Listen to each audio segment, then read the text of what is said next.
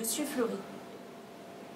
Monsieur Fleury, ça tourne là. Ah oui, excusez-moi, hein, je m'évadais un instant.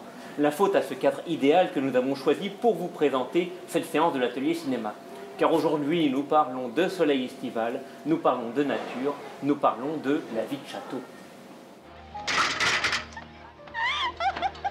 Sorti en 1968, La vie de château est le premier film de Jean-Paul Rapneau sur les 8 qu'il a réalisés en tout. En 50 ans de carrière, c'est une filmographie assez mince et le réalisateur reconnaît lui-même qu'il a un rythme de fabrication assez lent.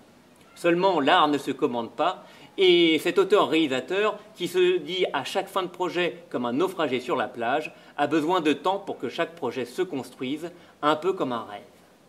Le cinéaste naît en 1932 à Auxerre et va vivre une enfance provinciale qui va forger son caractère et sa personnalité d'artiste.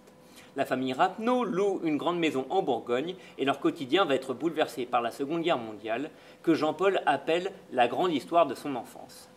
Son père est arrêté et emprisonné en Allemagne, tandis que sa mère va être obligée de loger des officiers allemands au premier étage de la maison. Dans les lettres à son mari, elle écrit « Je croise mes locataires dans l'escalier et je ne les regarde pas », tandis que le frère aîné de Rapneau leur lance en défi « Je suis blond, mais je ne parle pas allemand ». De son côté, le jeune Jean-Paul va se prendre de passion pour le théâtre. Il est notamment marqué par une représentation de Cyrano de Bergerac qu'il voit à Paris à la Comédie Française. Le panache mélangé de timidité du héros va le fasciner et il va bien entendu s'y identifier. Mais Jean-Paul s'improvise aussi metteur en scène. Pour la famille, il fait rejouer notamment Hamlet.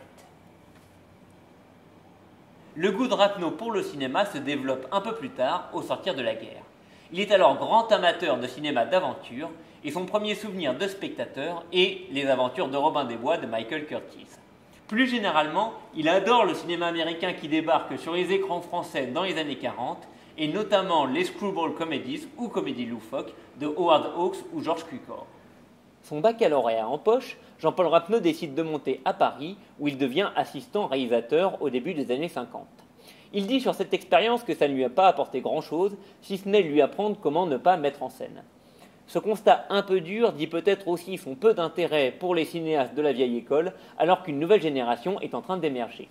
Il se sent par exemple beaucoup plus d'affinité avec Alain Cavalier, qui va co-signer le scénario de son premier court-métrage, Chronique provinciale, tourné en 1958 à Auxerre. Dans les années 60, Jean-Paul Rapneau va collaborer à l'écriture de plusieurs films de cette jeune génération. Il va retrouver Alain Cavalier pour Le combat dans l'île en 1962, mais il va aussi écrire pour Louis Malle, notamment pour Zazie dans le métro et Vie privée, et il va écrire aussi pour Philippe de Broca pour L'homme de Rio. Afin de se distinguer de tous ses collègues qui passent à la réalisation un à un, Jean-Paul Rapneau décide de faire un premier long métrage qui se déroule loin de Paris, à la campagne. Il montre à tous ceux qui l'entourent, comme début de ce projet embryonnaire, la photo d'un manoir isolé, perdu au milieu des arbres, qu'il a découvert dans le golfe du Morbihan, où il était en repérage pour Louis Malle.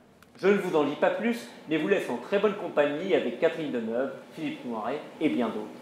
Quant à moi, je vous retrouverai après cette parenthèse enchanteresse pour vous donner encore plus de détails sur La vie de château. Bonne séance.